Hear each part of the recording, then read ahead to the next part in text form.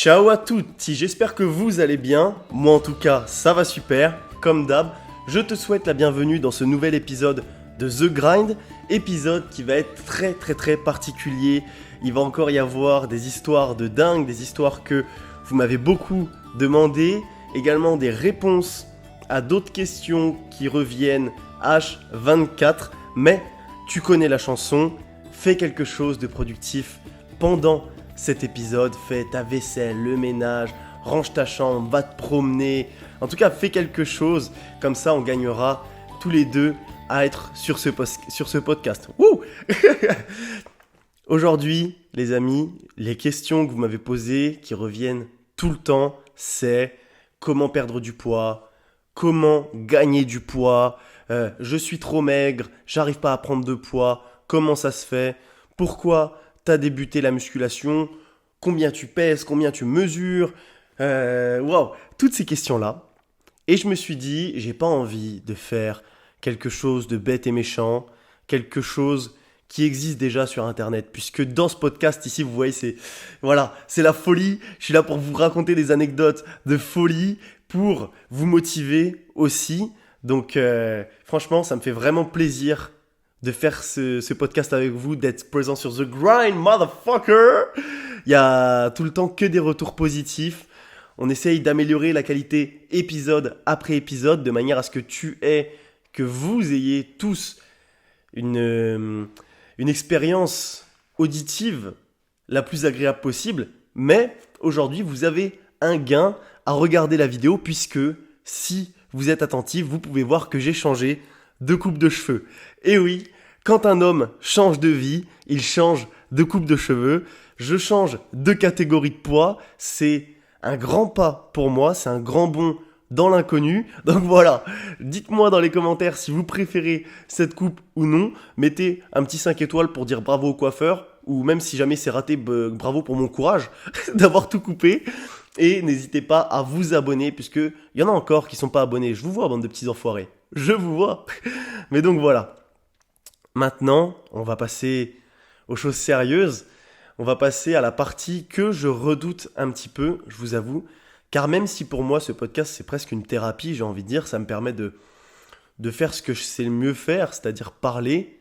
J'ai toujours aimé, être face à des personnes, parler. J'ai toujours été à l'aise à l'oral. Je raconte des choses que j'ai jamais forcément racontées à beaucoup de monde, puisque je suis une personne qui internalise beaucoup. Je pense que c'est dû en partie à mon éducation, et peut-être parce que tu vois, on a toujours dit que les hommes, faut tout internaliser, mais parfois, il y a des bénéfices à parler de certaines choses. Donc là, je le fais avec vous. J'espère que vous allez apprécier cette histoire que je n'ai jamais racontée à personne.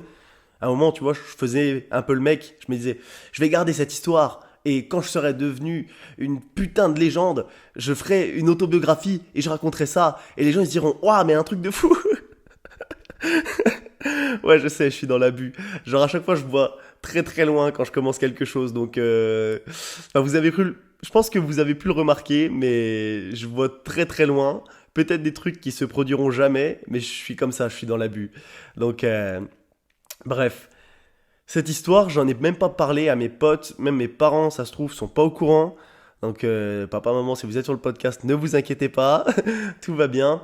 Mais donc, pour que vous compreniez un petit peu comment j'ai pris du poids, les erreurs que j'ai pu faire et celles que du coup vous ne devez pas commettre, je vais devoir commencer depuis le tout début. Et donc, pour ceux qui ont suivi le podcast sur les championnats de France, où je parle un petit peu plus de mon enfance sportive, je vous disais que quand j'étais petit, donc quand je dis petit, je dis primaire, école primaire. Donc c'est du CP au CM2, tu vois, de la grande section même, au CM2. Bref, à cet âge-là, je faisais de la gym et du triathlon, donc j'étais très actif. En triathlon, j'avais un plutôt bon niveau. Et la gym, c'est quelque chose qui renforce. Tu fais des abdos tous les jours, tu fais des tractions, tu fais des pompes. T'as 10 piges et tu tapes déjà tout ça. Et en fait, si tu veux, je pense que j'avais peut-être un complexe d'infériorité. Et donc, à cette époque-là, Mon objectif, c'était d'être le plus maigre possible. Parce que tu sais, j'ai toujours eu le ventre un peu gonflé. Je suis comme ça, c'est tout. Je suis né comme ça, j'ai envie de te dire, mais tu vois, le ventre de bébé un peu. Mais ça, je l'ai encore, je l'ai toujours eu. Et ça me gênait un peu et je voulais avoir des abdos. Tu sais, tu vas être le caïd de l'école, tu vas être le plus musclé, celui qui va le plus plaire aux filles, tu vois. Et une fois, il y a une fille qui, genre, m'a vraiment rejeté, tu vois, et ça m'a marqué. Je me suis dit, je vais me venger. Je vais me venger, je vais devenir le plus baraque de l'école et j'aurai ma revanche. Et quand elle reviendra vers moi, eh ben, je lui dirai non, tu vois. Ça peut paraître con, hein. Ça peut paraître con. Mais tout par de là. Tout par de là. Et donc, je me suis mis à me faire vomir après mes repas. Wow. Ok. Donc là, tu te dis, attends, c'était marrant. On parlait du gars à l'école qui voulait prendre sa revanche. Là, il se fait vomir dans les chiottes après ses repas. Et ses parents ne sont pas au courant. C'est tout de suite plus glauque. L'histoire est devenue glauque d'un moment à l'autre. C'est horrible. Et donc, bref, tu vois, mon objectif, c'était, j'allais voir les filles comme ça. Et je leur dis, tu pèses combien? Elles me disaient un poids. Et mon objectif, c'était d'être plus léger qu'elles, tu vois. C'était ma fierté personnelle. Et donc, je me faisais dégueuler comme ça tous les soirs après les repas. Et pour moi, c'était pas un problème.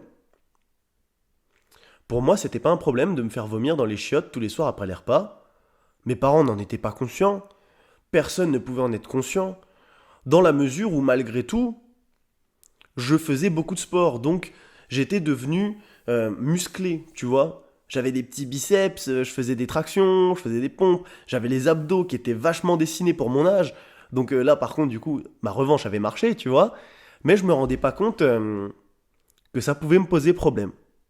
Plus tard, on va le voir. Et donc, dans ma tête, si tu veux, j'avais toujours cette idée d'être le plus maigre possible, d'être le plus léger possible, d'avoir des muscles, parce que tu vois, les abdos et tout, j'ai toujours été élevé en regardant Terminator, etc. Pour moi, les muscles, tu vois, c'était quelque chose. Et les abdos, ça me suffisait. Donc, mon objectif, c'était juste, tant que je vois mes abdos, et que je suis plus léger que les filles, j'ai gagné. J'ai gagné dans ma vie, bravo. Bravo Théo. Continue comme ça. Et donc, j'arrive au collège. Et au collège, si tu veux, en fait, j'étais petit. Mes parents ne sont pas grands. J'étais pas destiné à faire 3 mètres. Tu vois ce que je veux dire? Et donc, j'étais assez tassé. Et une histoire que mes potes me racontent souvent, c'est ouais, quand on t'a vu la première fois, on savait pas si t'étais gros ou si t'étais musclé. Et en fait, j'étais musclé. Puisque ma première année, j'avais fait dans un autre collège, je faisais du triathlon, de la gym et de l'escalade. Et je charbonnais comme un enfoiré pour diverses raisons. J'avais des motivations externes, des filles, des filles. Ça, je vous raconterai une prochaine fois. Bref. Et donc, je me la donnais à fond. Et malgré le fait que je me faisais dégueuler, j'étais quand même musclé. Donc, je ne sais pas où j'allais chercher les nutriments. Hein. Les muscles sortaient de l'air, hein, littéralement. Et donc, l'anecdote que mes potes me racontent, c'est ça. C'est quand on t'a vu la première fois, on pensait que t'étais gros. Mais quand on t'a vu torse nu à la piscine, on a capté que t'étais le plus baraque.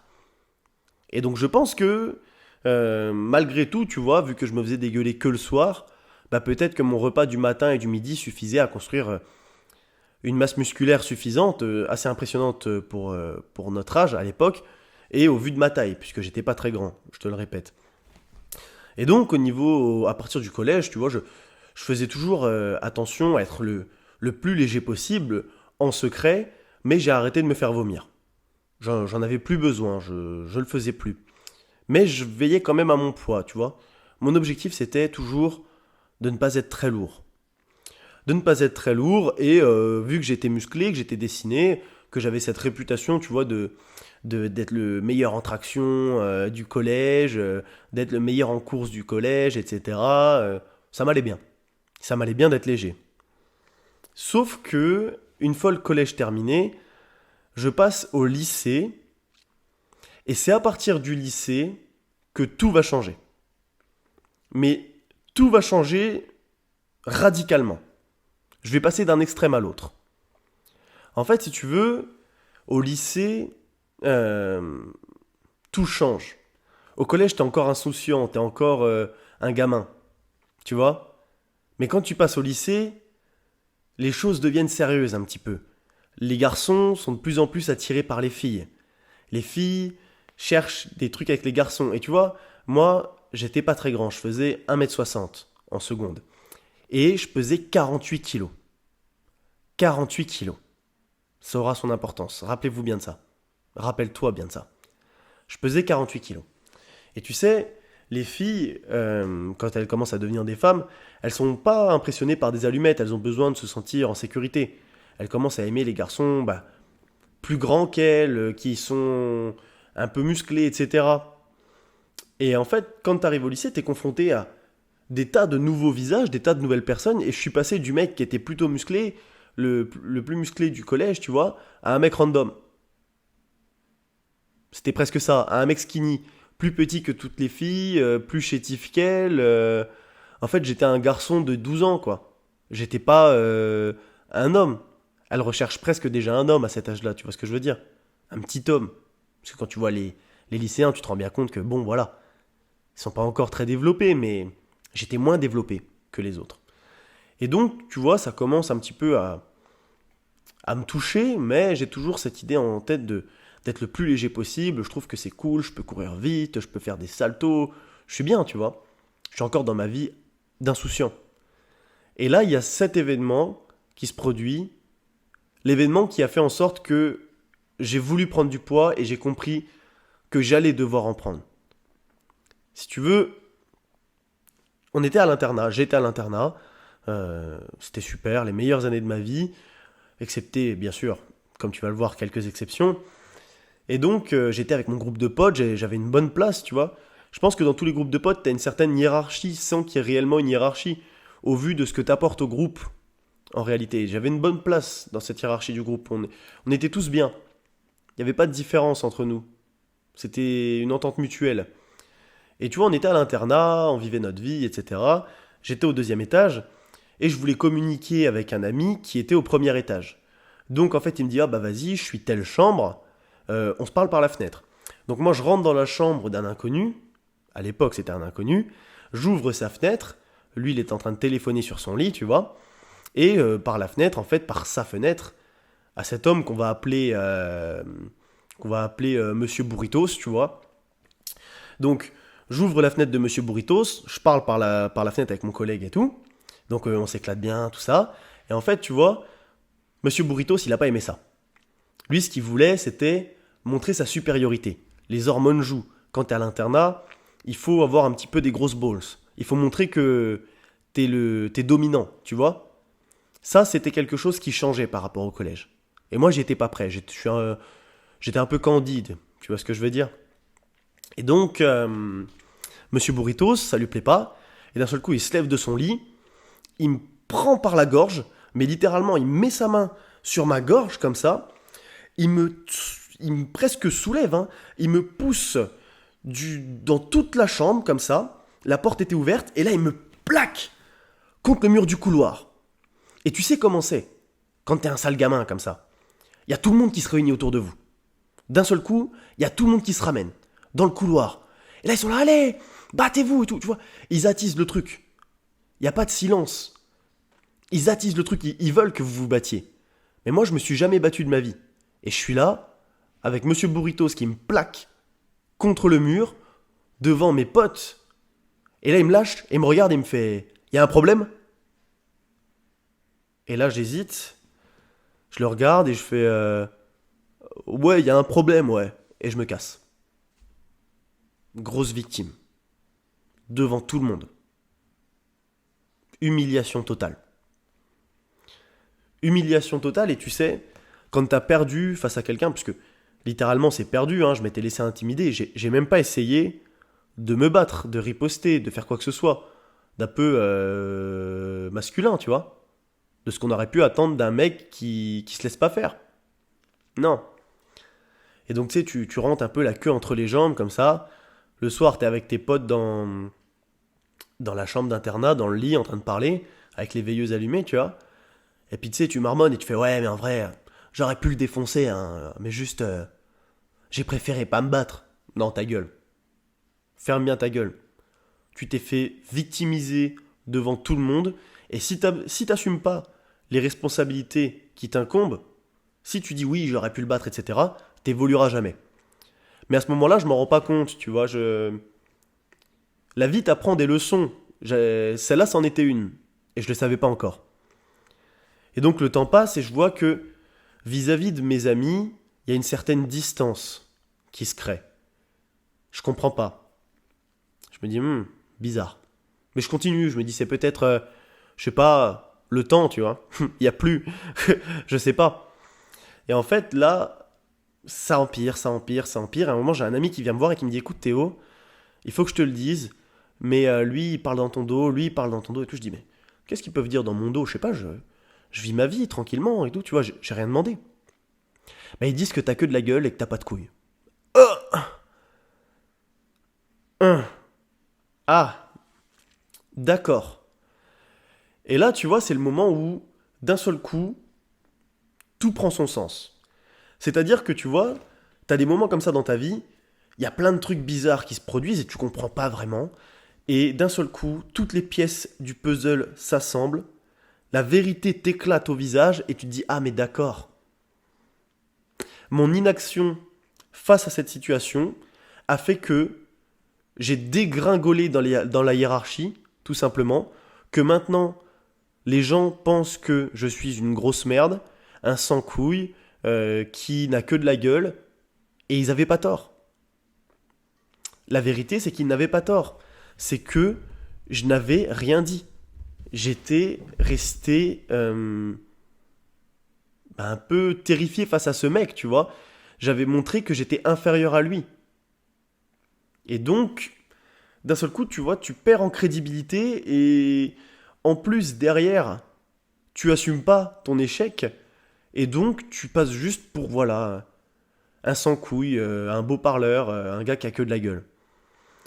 Et là, tu vois, là, quand tu vois que tes amis parlent dans ton dos pour ça et te le disent pas en face et que votre relation se détériore dans une certaine mesure, il y avait d'autres choses. Il y avait d'autres choses, mais ça en a fait partie. Tu tombes de haut, tu vois. Tu tombes de haut. Dans ma vie, j'ai jamais eu de réels problèmes, j'ai extrêmement de chance. Je suis une personne plutôt normale, voilà, j'ai eu de la chance dans ma vie. Et je pense que tu vois, ça c'est des problèmes de chanceux, tu vois. C'est-à-dire que quand t'es en Afrique, que tu crèves la dalle et que tu crèves la soif, bon bah frérot, voilà, tu te poses pas ce genre de questions. Bon, j'ai dit l'Afrique, c'était un peu cliché, hein, ça peut être n'importe quel pays pauvre, hein, je sais pas, ou Liechtenstein, tu vois, je sais pas. Mais voilà, nous, quand on est dans un pays comme ça privilégié, bah, ce qui peut t'arriver comme merde, c'est Monsieur Burritos qui t'humilie devant tous tes potes, et tes potes qui commencent à te tourner le dos. Pour de la merde. Mais on est au lycée, on est des sales gamins, tu vois ce que je veux dire. Et donc là, je tombe de haut, tu vois, je me dis, waouh, comment je vais faire, tu vois.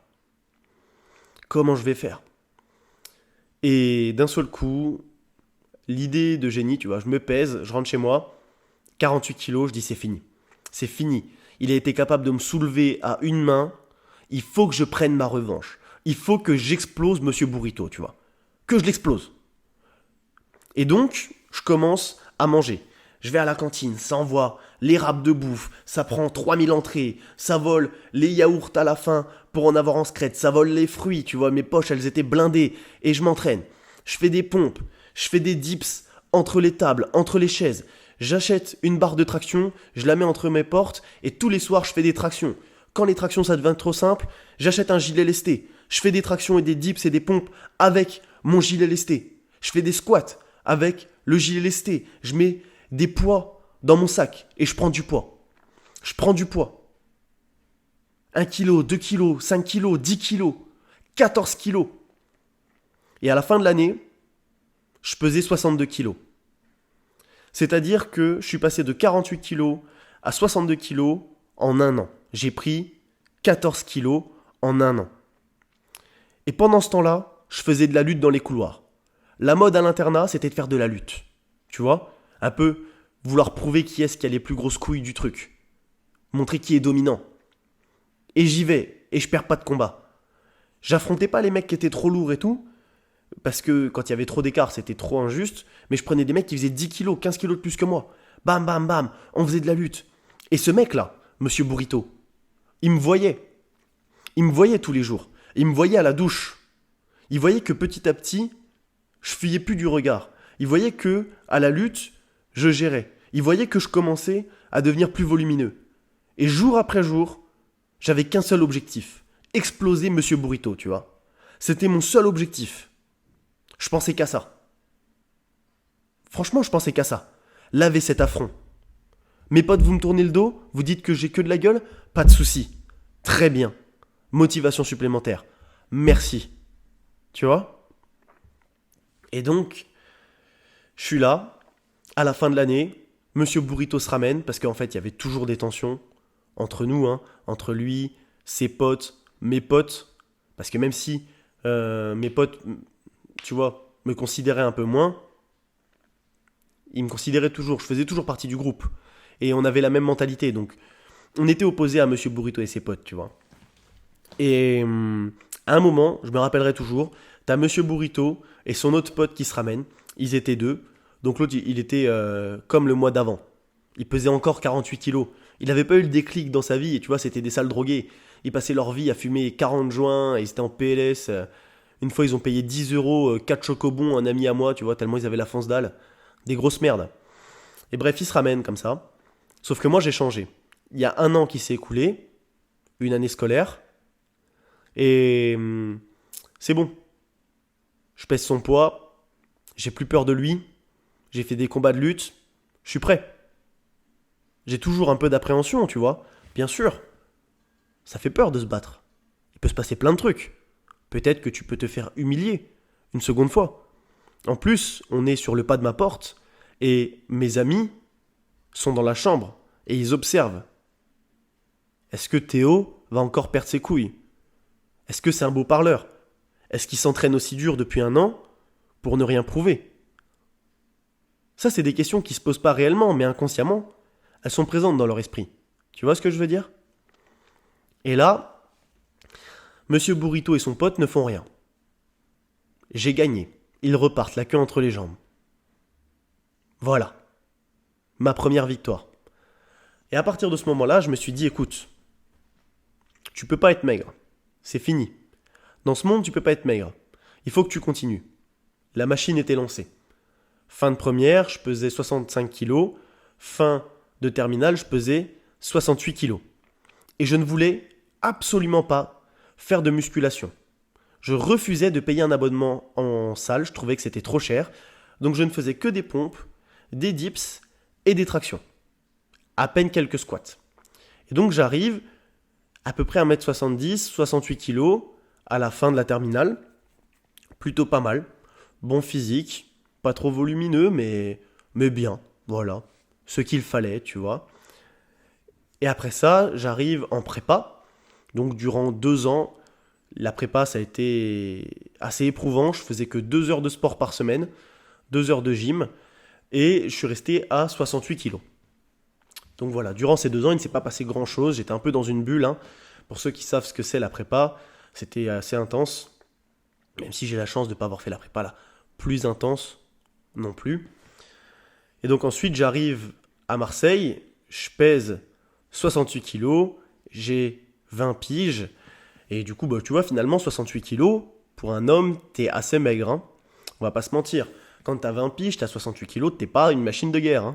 Donc je me retrouve à nouveau dans cette situation où je suis un peu maigre. Et ce qui s'est passé, c'est que du coup, plusieurs fois en très peu de temps, des personnes ont essayé de me voler à Marseille.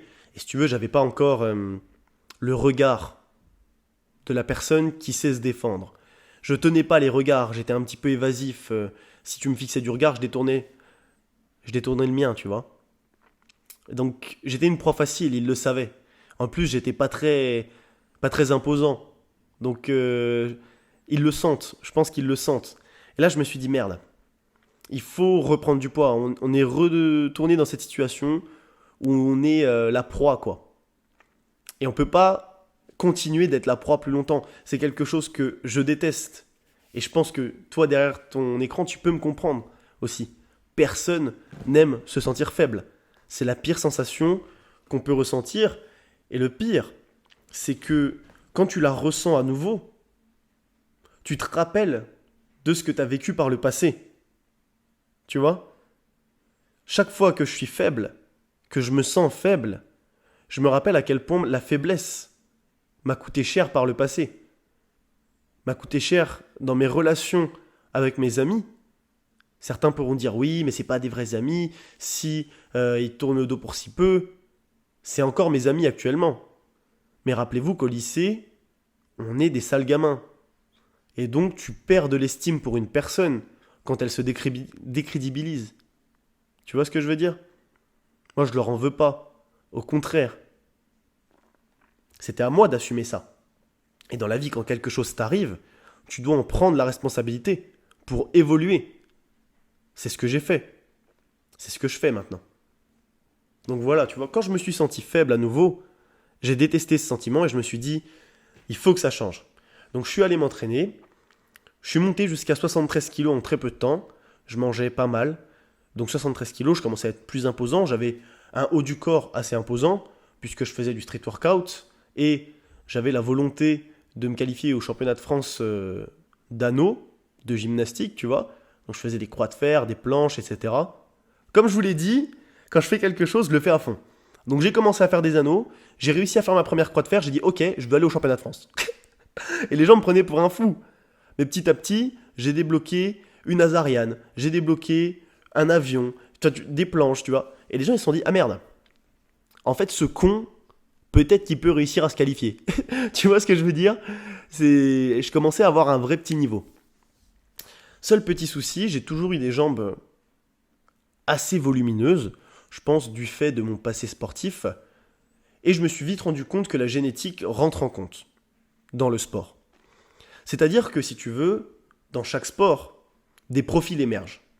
Les basketteurs, bizarrement, j'en vois aucun qui fait 1m40. Bizarrement, tu vois? Ce que je veux dire, c'est que si jamais tu dois atteindre un panier qui est à 3 mètres de haut, bah si tu fais 2 mètres, c'est plus simple que si tu fais 1m70. C'est pas impossible quand tu fais 1m70. Personne n'a dit que c'était impossible. On a juste dit que ça serait plus dur. Tu vois? Les marathoniens, ils pèsent pas 100 kilos de muscles secs. C'est pas des bodybuilders. Ça veut pas dire que si t'es un bodybuilder, tu ne pourras pas faire un marathon. Par contre, tu risques d'en chier. Oh oui, tu risques d'en chier. Et en gymnastique, les profils qui émergent, c'est des personnes qui mesurent entre 1m60 et 1m70 et qui pèsent grand maximum 70 kg. Grand maximum. Et même, en général, les champions olympiques sont plus entre 1m60 et 1m65 et pèsent entre 60 et 65 kg. Moi, je pesais 73 kg alors que je me retenais déjà de manger, que je ne voulais plus jamais maigrir, me sentir faible. Et j'étais plus grand qu'eux. Et donc, je me suis vite rendu compte que dans ce sport, je ne pourrais pas exprimer mon plein potentiel. Je ne le pourrais pas. Tu vois? C'était opposé, c'était deux choses opposées. Je me restreignais. J'avais toujours eu des bonnes jambes, et là, je ne les travaillais plus pour éviter qu'elles grossissent et qu'elles me pénalisent. Et je voyais des champions qui faisaient 1m60, ils m'arrivaient à l'épaule alors que j'étais déjà pas très grand. Et je me suis dit, mais je peux pas faire ce sport, tu vois. Je peux pas. Et donc ensuite, je suis parti en Erasmus, et quand je suis revenu, j'ai dit, fini, c'est fini la gym. J'arrête. Je veux faire du powerlifting. J'ai des jambes, je veux les exploiter, je pense que j'ai quelque chose à faire, je veux y aller. Je ne veux plus être faible, tu vois? Je veux devenir un homme, en quelque sorte. C'était un peu ça l'idée. J'en ai marre d'être faible. Je ne veux plus jamais ressentir ce que j'ai ressenti durant ces moments de ma vie. Et je me suis mis à manger n'importe comment, tant que je mangeais, j'étais content. Tant que je mangeais en grande quantité. Donc j'envoyais des pâtes. 3 fois par jour, je bouffais des pâtes. Et en plus de ça, je buvais un shaker cheat code. Le shaker cheat code, c'est 200 g de flocons d'avoine, 2 bananes, 2 whey de scoop protéines et 1 litre de lait. 1 litre de lait. Et je buvais ça tous les jours, non-stop. Je précise, sans manger de viande, car durant cette partie de ma vie, j'ai essayé d'être végétarien. Mais ça sera une autre histoire. On pourra en parler une autre fois. Et du coup, durant cette période de ma vie, j'ai pris 10 kilos. 10 kilos. Je suis monté à 83 kilos en 4 mois. En 4 mois, j'ai pris 10 kilos. Mes jambes, elles ont explosé. Mon haut du corps, pareil. J'avais un petit bide. 10 kilos en 4 mois. Et depuis ce jour, il ne m'est arrivé que des bonnes choses. Car je suis en accord avec moi-même. Je suis en accord avec mes convictions. Depuis ce jour, je me suis dit, Théo, si tu as envie de faire quelque chose, tu le fais. Tu n'écoutes plus le jugement des autres. Fuck. Les monsieur burrito, c'est fini. Tu les grailles au déjeuner, les monsieur burrito.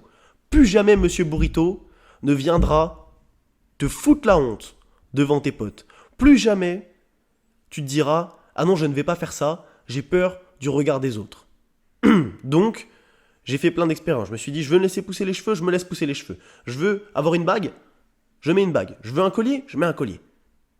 Niquez-vous. C'est bon. Et depuis ce jour, tout va mieux dans ma vie. Et je n'ai plus jamais été agressé à Marseille. Et je n'ai plus peur de personne. Je vis ma meilleure vie. Donc voilà. Maintenant, je pèse 87 kilos.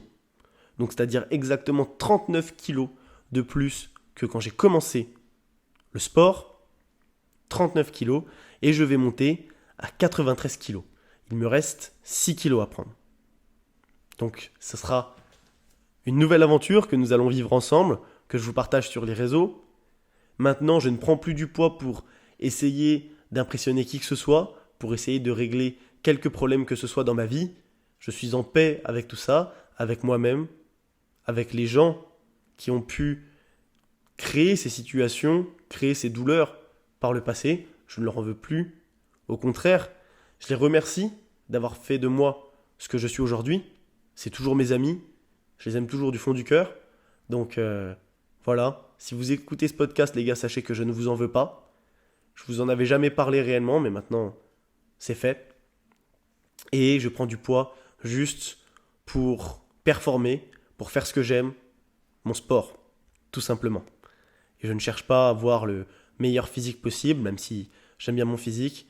Je fais pas ça pour les femmes, je fais pas ça pour qui que ce soit. Je le fais pour moi et je pense que c'est la meilleure chose. Donc voilà, c'est la fin de cette petite histoire, cette histoire de mon poids. Au fur et à mesure du temps, j'ai volontairement évité certains détails que voilà, je ne vous raconterai peut-être jamais ou peut-être que je vous raconterai dans un autre podcast ou dans mon autobiographie quand j'aurai accompli quelque chose de grand dans ma vie. Et maintenant, comme promis, je vais répondre à vos questions. On va revenir sur mon histoire pour voir ce que j'ai fait de bien, ce que j'ai fait de moins bien et comment vous pouvez faire les choses. Donc, la première chose sur laquelle je vais revenir, c'est toutes les personnes qui me disent « Oui mais Théo, moi à la base, j'ai un métabolisme de skinny, je ne peux pas prendre de poids. » Maintenant que tu connais mon histoire, tu es au courant de mon métabolisme. Tu es au courant du fait que moi aussi, je suis un skinny dans l'âme. Voilà, j'ai commencé en tant que ficello comme tout le monde. Je me suis fait martyriser par Monsieur Burritos, qui était plus lourd que moi. Et maintenant, j'ai pris du poids. Donc si jamais tu ne prends pas de poids, il faut tout simplement que tu manges plus. Et c'est peut-être dur, mais crois-moi que quand j'étais en mode végétarien et que je bouffais 3 plats de pâtes par jour, plus un shaker cheat code, c'était dur. Personne n'a jamais dit que ça devait être facile. Et au contraire, si c'était facile, ça n'en vaudrait pas la peine. Tout simplement. Donc si jamais tu ne prends pas de poids, arrête de me dire que tu es skinny. Moi je te dis que tu ne manges pas assez. Tout simplement. Force-toi. Et si jamais tu n'as pas le courage de te forcer, si jamais tu n'as pas le courage de boire ton shaker cheat code le soir, ne te plains pas. Et ne viens plus me voir en me demandant des conseils s'il te plaît, car je t'ai donné le conseil.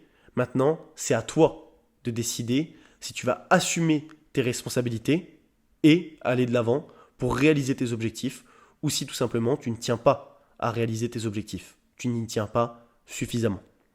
Donc pour ça, nous tournons la page. Maintenant, ce qu'on me demande en général, c'est oui, mais Théo, tu me parles de macronutriments, etc. Moi, j'ai un peu la flemme de compter mes calories.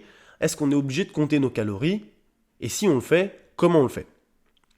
Ça, c'est une très bonne question. Alors sachez déjà que je ne suis pas un spécialiste de santé, je ne suis pas diététicien ou quoi que ce soit. Hein.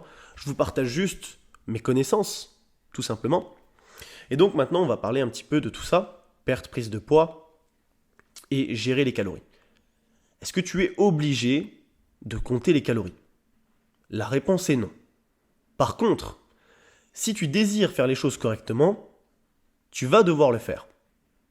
Et oui, on peut se dire que c'est dur, à première vue comme ça, oh là là, je vais devoir compter mes calories. Entre nous, ça va être super simple, puisque si tu veux, tu manges quasiment tout le temps les mêmes repas. Je pense pas que tu manges 20 repas différents par semaine. Ou alors si tu le fais, putain t'es motivé. Hein. Putain, t'es motivé, parce que moi je tourne avec 3 repas. Hein. Littéralement, je vais pas te mentir. Donc tu télécharges une application qui s'appelle MyFitnessPal. Tu rentres tes repas, les quantités, et ça va tout te calculer, Barjou. Ça va tout te calculer. Ça va te calculer ton apport en protéines, ton apport en glucides et ton apport en lipides. Et si tu es old school, si jamais tu veux le faire toi-même, tu retournes ton paquet de pâtes, tu regardes le rapport pour 100 grammes. Donc je sais pas, pour 100 grammes de pâtes, tu dois avoir 12 grammes de protéines, 70 grammes de glucides, tu vois, des trucs comme ça. Je pense. Hein. Donc ensuite tu calcules, bon bah voilà, aujourd'hui j'ai bouffé 200 grammes de pâtes, bon bah tu fais tes calculs, bam bam. 24 grammes de protéines, 140 grammes de glucides, boum, c'est réglé. Maintenant, quels apports tu vas devoir respecter pour une prise de masse? D'abord pour un maintien, ce qu'on va te recommander en général, ça va être de 1,5 à 1,8 g de protéines, 1 g de lipides et 4 g de glucides par kilo de poids de corps. Donc imaginons que tu pèses 50 kg, tu dois manger. En effet, tu es comme moi avant, tu es un little ficello motherfucker et tu vas te faire harceler par tous les monsieur burrito. Donc, tu vas devoir manger 4 grammes par kilo de poids de corps de glucides. Ce qui fait, petit calcul de tête, let's go, bravo, 200 grammes de glucides par jour. 1,5 à 1,8 grammes de protéines. Donc là, on est juste pour à peu près du maintien. Bon, là, par contre, j'ai un peu la flemme. Ça fait quoi? Ça fait 75, entre 75 et 90 grammes de protéines par jour. Et si tu fais une prise de masse, tu verras que ce sera plus. Et les lipides, on est à 1 gramme par kilo de poids de corps, donc 50 grammes par jour. Maintenant, tu décides de faire une prise de masse. Comment tu gères tout ça? Qu'est-ce qu'il faut modifier? Si tu désires faire une prise de masse, tu vas devoir jouer sur tes protéines et tes glucides. Par contre, tu ne vas pas devoir changer tes lipides. Les lipides, qu'est-ce que c'est? Les lipides, c'est du gras. On en retrouve dans le beurre, on en retrouve dans l'huile d'olive, les bons lipides, et on en retrouve par exemple dans le jaune d'œuf. Dans le jaune d'œuf, il y a beaucoup de lipides.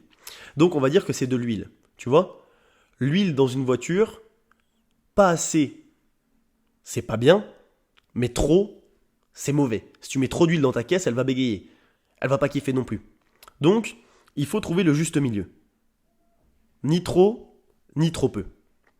Donc les lipides, on reste sur 1 gramme de lipides par kilo de poids de corps. Par contre, les protéines, on peut augmenter. Donc, on va passer à 2 grammes de protéines par kilo de poids de corps. En réalité, tu peux même monter jusqu'à 2,5 grammes de protéines par kilo de poids de corps. Ne t'inquiète pas, ça ne va pas flinguer tes reins. Hein. Je crois que j'avais regardé des gens, ils disaient qu'il fallait manger genre 4-5 grammes de protéines par kilo de poids de corps pour vraiment flinguer tes reins, tu vois. Tu peux y aller, mon ami. Ça va bien se passer, ne t'inquiète pas. Les médecins qui sont là, oui, les protéines en poudre, tes reins. Arrête, s'il te plaît. Bon, par contre, ça risque de te coûter cher. Hein. Je peux te dire qu'avoir 2,5 grammes de protéines par kilo de poids de corps, ça va être compliqué. Donc, 2 grammes suffisent. Contente-toi de 2 grammes. Et les glucides, tu peux passer à 5-6 grammes de glucides par kilo de poids de corps. Après, c'est beaucoup. Si jamais tu le fais, ça va pas être le plus optimal. Je m'explique. Moi, tu vois, je suis passé à genre 500 grammes, 600 grammes de glucides par jour quand je faisais ma prise de masse. Et maintenant, je me rends compte qu'avec 350 grammes de glucides par jour, 400 grammes, j'arrive à prendre du poids. Donc, si tu manges trop de glucides, ce qui va se passer en fait, c'est que ton corps, il peut pas tout assimiler. Il peut pas tout assimiler. Donc, ce qu'il va faire, il y a une partie qui va stocker, qui va devenir du gras, et il y a une partie que tu vas chier. Donc, tu vas chier des montagnes, mon ami. Un rouleau de PQ par jour. Un paquet de PQ familial par semaine. C'est ça qui t'attend si jamais tu manges trop de glucides. Et de l'argent dépensé inutilement. Donc, en général, ce qu'on fait, c'est qu'on augmente les calories de 10% par semaine, tu vois, 5-10% par semaine, 5% par semaine, en jouant sur les protéines. Ça, tu peux monter directement à 2 grammes. Et les glucides t'augmentent progressivement jusqu'à atteindre 4-5 grammes de protéines par kilo de poids de corps. Donc, par exemple, pour une personne comme moi, tu vois, ça nous fait quoi? Ça nous fait 450 grammes de glucides, à peu près, par jour. C'est pas mal déjà. C'est déjà pas mal. Tu peux peut-être monter un peu plus, mais tranquillo, hein. Donc voilà, avec ça, tu devrais déjà réussir à prendre du poids, tu vois. Maintenant, tu as fait ta prise de masse, tu fais de la muscu, tu décides d'avoir un physique plus dessiné, ou tout simplement, t'as envie d'être plus sec, plus sèche. Parce qu'il y a aussi des filles qui écoutent ce podcast et qui désirent avoir le summer body, motherfucker. So, how do you do that? Tu vas y aller très progressivement et jouer uniquement sur tes glucides. Si tu veux, les glucides, c'est quelque chose qu'on retrouve, c'est du sucre, tu vois, c'est dans le sucre. Les glucides, t'en as dans les sucres, dans les bonbons, dans le chocolat, etc. Ça, c'est les sucres rapides. Et après, t'as les sucres lents. Donc tu vas en avoir dans les pâtes, dans les patates, dans le riz. Voilà. Ça, c'est du glucide. Glucose, glucide. Tu vois, c'est pareil. Et donc, en fait, ça se stocke. Ça crée du gras. Demain, je peux te dire que si tu bouffes que des chocolats Milka, tu vas vite le comprendre. Ça ne va pas te faire de muscles. Donc on en a besoin. On a besoin des bons glucides, les pâtes, les flocons d'avoine, pas le chocolat Milka et les Haribo, tu vois. Et on en a besoin dans une certaine mesure. Donc si tu commences à les réduire, petit à petit, vu que c'est ce qui fait l'énergie de ton corps, c'est ça qui fait les stocks de glycogène, j'en parlais dans l'épisode précédent du podcast, donc n'oublie pas d'aller le check si ce n'est pas fait. Vu que tes stocks de glycogène ne seront plus à fond, ton corps, qu'est-ce qu'il fait? Il va piocher dans tes réserves. Et les réserves, qu'est-ce que c'est? C'est le gras que tu as accumulé. Et oui, t'as bien hiverné comme un joli ourson. Voilà, t'as fait tes réserves. C'était pour l'hiver, mais maintenant l'hiver est terminé. Tu n'as pas tout brûlé. On va s'en occuper maintenant, Barjo. Tu vois? Donc, le protocole que je donne à mes amis en général, qu'ils ont suivi et qui fonctionne très très bien, c'est de réduire tes glucides de 5% par semaine. Si tu veux faire une sèche agressive, tu peux réduire de 10%, mais ça ne sera pas forcément productif. Pour moi, c'est un peu beaucoup 10%, tu vois, parce que ça part vite. Imaginons que tu consommes 500 grammes de glucides. La première semaine, tu retires 50 grammes, donc tu passes à 450. Ensuite, tu retires 45 grammes, tu es à 405. Ensuite, tu retires 40 grammes. Et donc, tu vois, tu descends très très vite. Tu descends très très vite. Et donc, tu vas avoir la dalle. Tu vas crever la dalle. Donc, 5% sur du plus long terme, c'est une meilleure solution selon moi. Et d'ailleurs, c'est ce que mes collègues ont testé et ils l'approuvent. Donc, voilà. Et maintenant, si tu veux, ce que tu peux faire pour compenser un petit peu cet effet de baisse de calories, car 1 g de glucides égale 4 calories. Quand tu retires 100 g de glucides, tu retires 400 calories. Et quand tu retires 200 g de glucides, donc c'est-à-dire que tu es à peu près à la moitié de ta sèche, parce que après, il faut quand même avoir un minimum de glucides, tu vois. Tu retires 1000 calories, ton assiette elle fait plus que 2000 calories, tu tires la gueule. Hein. À la fin de la journée, tu es un petit peu en sueur. Hein. Les poids ne montent plus aussi vite qu'avant, tu vois ce que je veux dire. Donc, ce que tu peux faire pour compenser ça, c'est augmenter un petit peu tes protéines.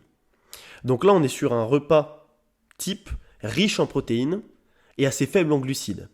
Et ça, c'est exactement ce que les bodybuilders old school, comme Arnold, faisaient dans le temps. Ils consommaient énormément de protéines et moins de glucides, puisque 1 gramme de protéines est égal à 4 kilocalories. Alors qu'un gramme de lipides, tu vois, 9 kilocalories, c'est pour ça que je te dis les lipides, on n'y touche pas.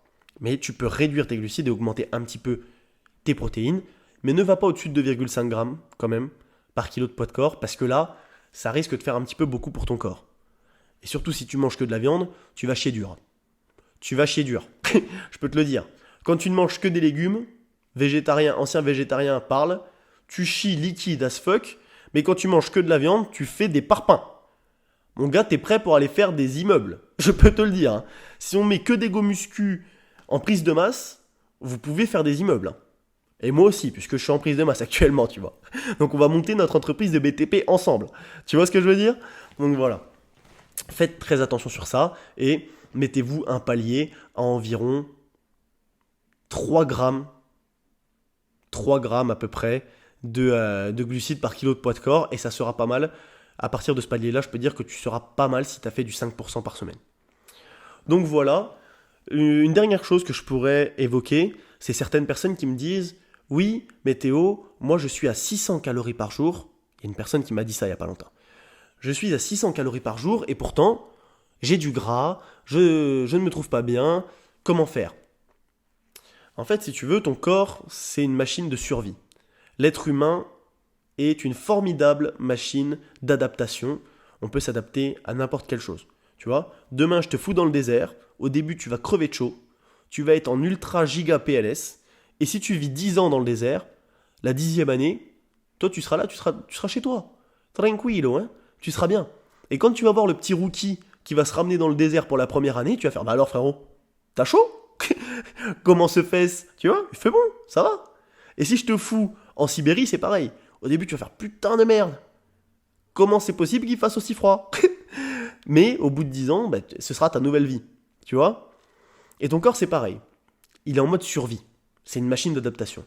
Donc si tu manges 600 calories par jour, il va être capable de survivre. Il en est capable. Il va trouver des solutions. Par contre, maintenant qu'il est en mode survie, il va exploiter la moindre chose que tu vas lui donner. C'est-à-dire que demain, tu bouffes un pitch, il le stocke. On fait des réserves. On ne sait jamais, car c'est peut-être le dernier pitch qu'elle va bouffer avant 1 mois. Tu vois ce que je veux dire? Tu bouffes un tacos ou une pizza avec des amis, on stocke. On fait des réserves. On fait des réserves. On en a peut-être besoin pour plus tard. Ça, c'est le mode survie. Donc avec 600 calories, tu survis, mais la moindre calorie supplémentaire est stockée, en prévision. Tu vois? Donc si jamais tu es dans ce cas de figure, si jamais ton corps est en mode survie, ou si tu connais quelqu'un qui est comme ça, qui dit « Oui, je comprends pas, moi je bouffe à peine une banane et puis je prends 3 kilos alors que toi tu te goinfres et tu prends rien. » Ces personnes-là doivent sortir du mode survie. Ces personnes-là doivent relancer leur métabolisme. Elles doivent réaugmenter progressivement leurs calories pour finir sur des apports normaux, des apports respectant les proportions qu'on a évoquées précédemment. Et une fois que cela sera fait, que leur corps sera sorti du mode survie, déjà, elles devraient commencer à constater des évolutions physiques. C'est réel, c'est-à-dire que tu manges plus qu'avant et tu perds du poids. Tu sors du mode survie, tu reviens à quelque chose de plus sain. Donc ça, c'est sensationnel. En réalité, c'est dingue. C'est le rêve de tout le monde. Et une fois que tu as relancé ton métabolisme comme ça, tu peux faire les choses correctement, réduire un petit peu tes glucides de 5% par semaine, si jamais tu es au-dessus des apports normaux et tu vas perdre du poids. Donc voilà, on clôture un petit peu ce podcast que j'ai vraiment aimé faire, que j'ai hésité à faire, que je redoutais. Je ne vais pas vous mentir. J'espère que ça vous a plu. J'espère que ça a répondu à vos questions. N'hésitez pas à lâcher un commentaire pour me donner votre avis dessus. N'oubliez pas de vous abonner et de partager le podcast si ça vous a plu, mais pas trop quand même, puisque ça reste des histoires personnelles, on voudrait pas trop que ça se sache. Oh, le mec est con. Le mec, il raconte ça devant des gens en public et il dit « Ouais, partagez pas trop. » Trop tard maintenant, tout le monde le sait. Mais bref, voilà. N'oubliez pas de lâcher le petit commentaire pour me demander ce que vous aimeriez que je fasse dans un prochain épisode. Peut-être que j'ai des autres anecdotes à vous raconter. En réalité, j'en ai des milliards. J'en ai des milliards. Donc, j'en aurai toujours, voilà. N'hésitez pas à me demander ce que vous voulez. Moi, je vous dis rendez-vous la semaine prochaine pour un prochain épisode. Ça va bien se passer. Ciao.